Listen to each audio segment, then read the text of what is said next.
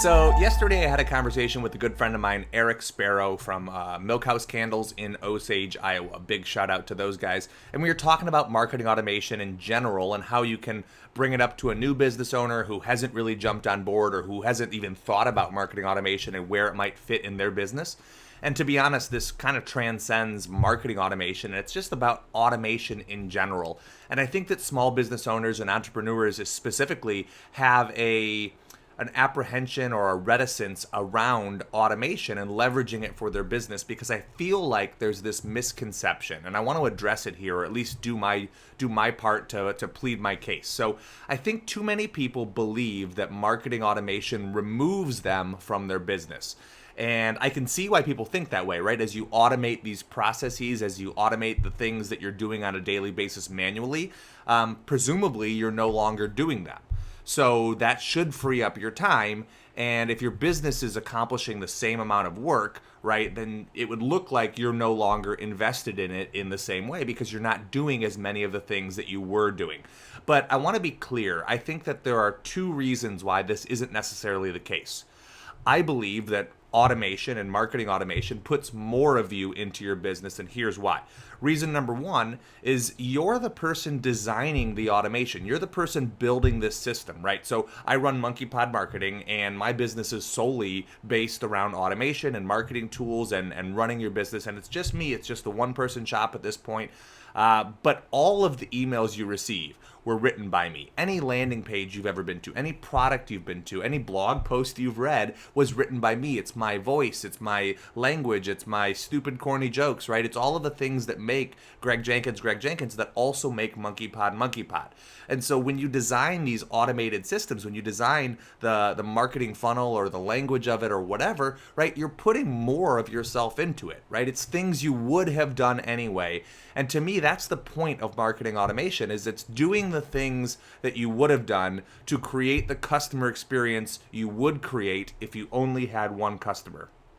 Good friend of mine, another shout out to Gareth Everson. He says, marketing automation is you being your very best self every single day, or something of that sort. I'm sure I butchered it, but the concept is it's you doing the things that you would do, just doing them every single day without fail, without taking a sick day, without taking a day off, right? Nothing like that, because marketing automation doesn't require that. So the reason number one why I don't think marketing automation removes you from your business is because you're designing it. So inherently, you get to put your own flavor on it, your own thumbprint on it, and anything people experience, it's not an arbitrary system. It's not some sort of robotic, cold experience. It's something that a human, likely you, built for your brand deliberately, intentionally. And I think that's the key that a lot of people overlook, is that somebody, ideally yourself, is going to create those systems. Okay, so the second reason that I think marketing automation doesn't remove you from your business, that it puts more of you into your business,